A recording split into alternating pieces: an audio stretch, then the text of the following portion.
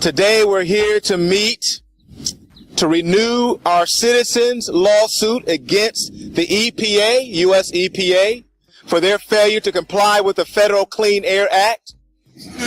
1 year ago, we actually stood right here in this same place to initiate a legal challenge against EPA Regional 4, and that's Atlanta, charging that North Carolina granted a permit to Duke Energy combustion turbine project in Hamlet, North Carolina, that was in violation of the Federal Clean Air Act and environmental justice laws.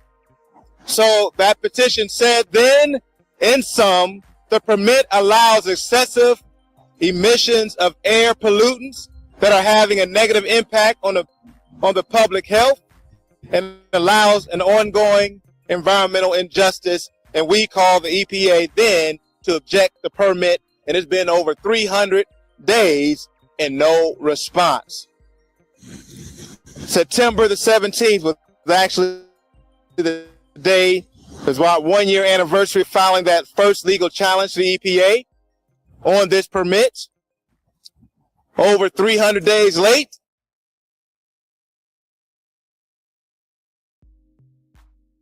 still no action. So who is going to hold Duke accountable? It's obviously the state's not holding them accountable. The EPA Regional 4 is not holding them accountable. And the EPA is extremely slow. I have here the petition that Pastor Rogers has just referred to. And it is dated September the 17th, 2015. Just 1 year after our original petition under Section 505 of the Clean Air Act. The petition states that the North Carolina Department of Environment and Natural Resources, their Division of Air Quality, has failed in its oversight of this facility and has issued a permit which we find many troubles with. There are 5 points that we raised. 1, failure to provide meaningful public participation. 2, failure to assess the common control of Duke Energy Progress and Piedmont Natural Gas Electric Power Turbines, both located at the same site in Hamlet. 3, failure to require alternative compliance procedures under the Clean Air Act. That would be maximum achievable control technology to reduce the pollutants coming from the plant and reducing their impact on health. And finally, failure to address environmental justice issues. Lack of EPA response, 300 days, as Pastor Rogers has just pointed out. We submitted that document on September 2014, and over a year later, all we have gotten back is a pro forma or simply a courtesy letter saying, we got your letter, and we're too busy to deal with it. I think it is exactly what characterizes it. Failure to assess common control of Duke Energy Progress and Piedmont Natural Gas. There were several turbines which were removed from the power plant permit, which we dispute, and our petition goes into some length about that very subject. This is an illegal act. The failure to require alternative compliance procedures under the Clean Air Act. The combustion turbines operated by Duke Energy Progress emit enormous amounts of volatile organic compounds. They are powered by liquid fuel, mostly diesel, and more natural gas. Natural gas was supposed to be a cleaner fuel, but it's turned out to be not a cleaner fuel because many thousands of pounds of formaldehyde is emitted into the air every single day that plant operates. Also benzene, a known human carcinogen, in addition to nitrogen oxides and many other compounds which are have a negative effect on human health. There's a failure to address environmental justice issues. The core of environmental justice is that there should not be a disproportionate impact on any ethnic group. In this case, we're talking about population of Richmond County, for example, which is 31% black, which is 41% above the state average, and 28% of the residents live below poverty level compared to the statewide level of 16.8%. In other words, Richmond County has 47% more of its people living below poverty level than other counties in North Carolina. And I just want to add to that, 86% of those that just live within a 6-mile radius of the power plant are African Americans. That's exactly right.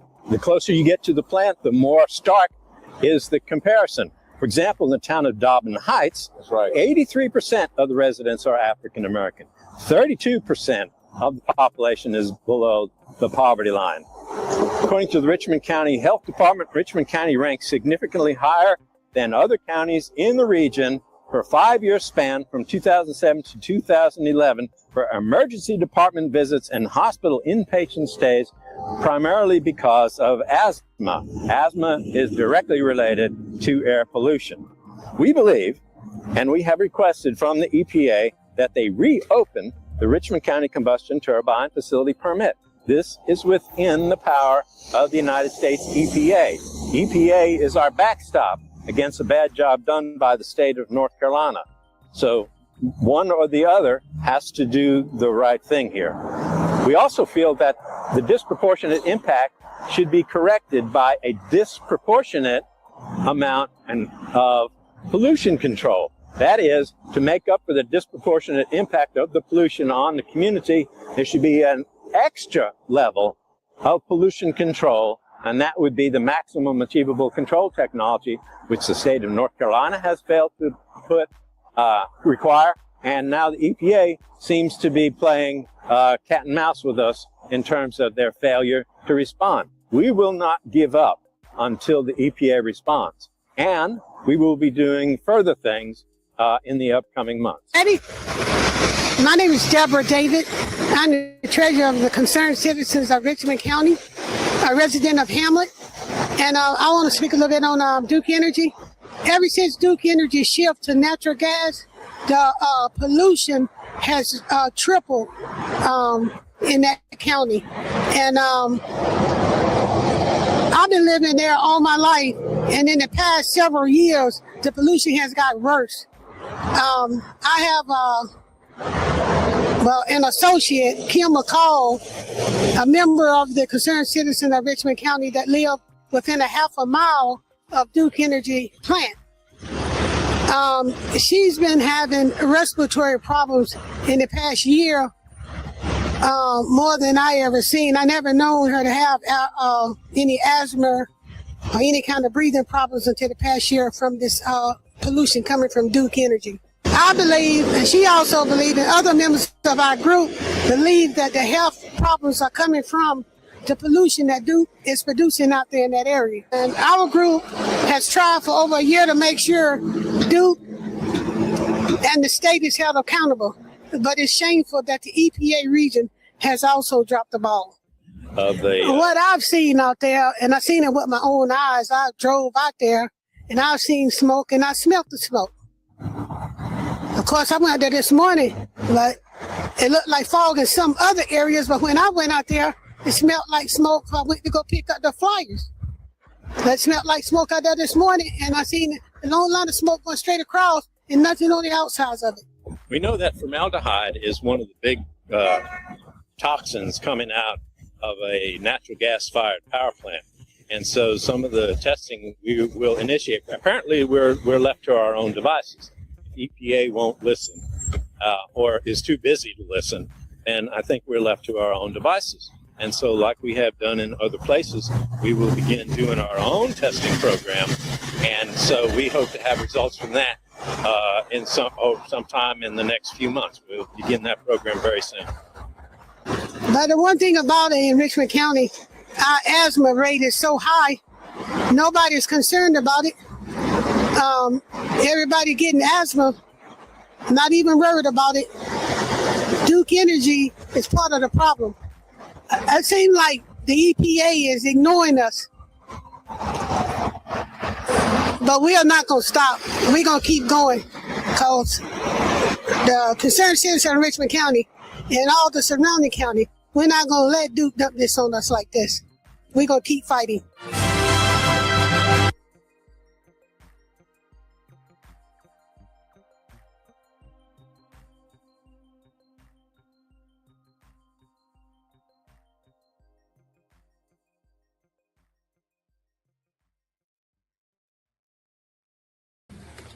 Mr. Sean Ingram from Rockingham in Richmond County. He's a farmer and co-founder of Richmond County Coalition for Justice and Black Empowerment. Thank you for that. Good afternoon, everyone.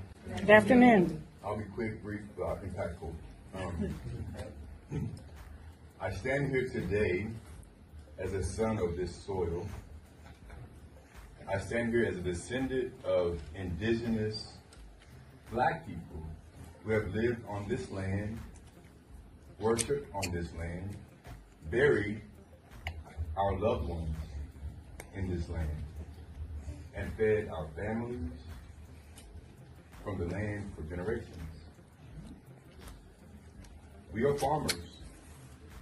We are land people, Black people who have lived on this land, worked this land, worshiped on this land, and buried our loved ones on this land. We come from people who knew how to survive from the ground beneath their feet. Long before corporations came here with promises, our ancestors were here with plows, mules, gardens, tobacco fields, churches, schools, cemeteries, and communities. Our family history and community records show that our people were here before 1769.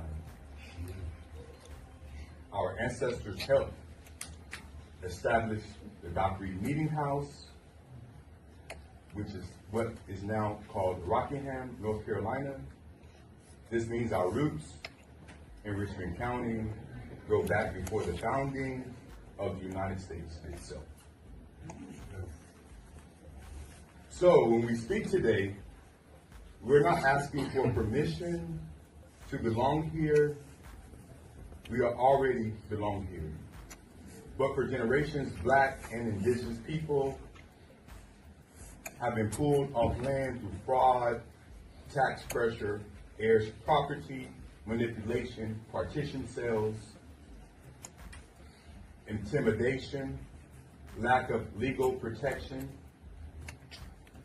and other coercive tax. Land that our ancestors fought to keep was taken by piece, acre by acre, and generation by generation. And how, after all that land lost, after all the environmental racism, after all the pollution, the poisoned water, the old pipes, the dry wells, industrial dumping, and broken promises, Richmond County is being told that we need an Amazon data center. Let me be clear, we do not need a data center in Richmond County. We did not ask for one. Our communities did not ask for one. Our water to be placed at greater risk did not ask for hundreds of acres of land to be transformed for corporate profit. We did not ask for money, diesel generators, more energy demands, more pressure on our infrastructure, and more decisions made behind closed doors. My brother, William Ingram, said it plain in his interview, if nobody's going to fight for our land and air and our water, it has to be us. That's right. And that is why we are here. Because this is not just about one project, this is about our survival, this is about whether the original inhabitants of this land will continue to be ignored while outsiders decide what happens to our future. This is about whether our children inherit clean water or corporate waste. This is about whether our elders will be respected or sacrificed. This is about whether our history will be honored or erased. We are not against jobs, we are not against opportunity, but we reject the idea that economic development must come at the expense of Black, indigenous, working class, and farming communities. Most of all, we deserve the right to say no. No to environmental racism, no to corporate land grabs, no to development without consent, and no to sacrificing our water, our farms, our cemeteries, our communities, and our future. We have been demanding justice for generations. We are still demanding justice today. I've lost my grandmother, my grandfather, and my mom due to this. So this water problem is much bigger than Flint, and I said yes. You know, every time they drank sink water, they would vomit. So I knew something was going on before it became a public thing, you know. My whole thing is, it's been well over 12 years why we ain't got no settlement, why they ain't came and told us what the deal is. They're everywhere. All of us have been exposed to them. It's just the fact that people in this community are drinking it. Yes, everybody get out, sign the petitions, work for City Creek in East Fayetteville. Let's get our water back. Since I've lost my grandmother. On one final welcome to Richmond.